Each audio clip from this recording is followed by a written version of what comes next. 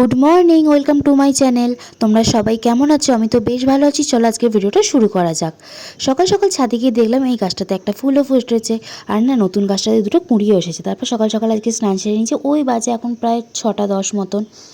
এরপর ছাদে একটু হাঁটাহাঁটি করছিলাম, এটা আমার রোজের অভ্যেস। তারপর হাঁটাহাঁটি হয়ে গেলে নিচে চলে গেছিলাম। নিচে চলে আজকে মাকে বলছিলাম, আজ যেহেতু রথযাত্রা ছিল, তাই মাকে বলছিলাম আমি আর তুমি মিলে একসাথেই পুজো দেবো। তাই সমস্ত ফুল দিয়ে মা সাজিয়েছে, আমি আর প্রসাদগুলো ঠাকুরকে সাজিয়ে দিয়েছি। এরপর একটা এই ভিডিও শ্যুট করছিলাম।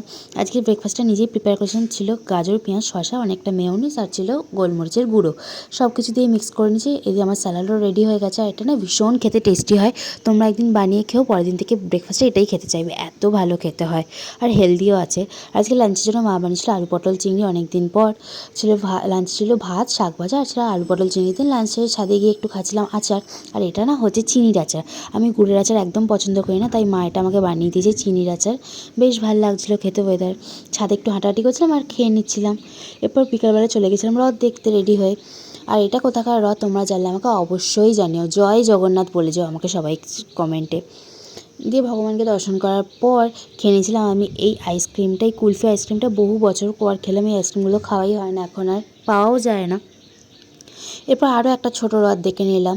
তারপর চলে গেছিলাম একটুখানি খেতে। খেয়েছিলাম একটা পকোড়া জাস্ট, সেরকম কিছুই খাইনি। বেশ ভালো লাগলো খেতে।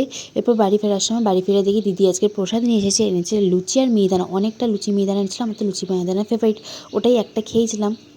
আর রাতে ডিনারেতে মা যে কালকে যে গজাটা বানিয়ে দিয়েছিলো ওটাই খেয়েছিলাম, আর একটু তরকারি আর মুড়ি খেয়েছিলাম। এভাবেই কাটলো। তোমাদের কেমন লাগলো অবশ্যই।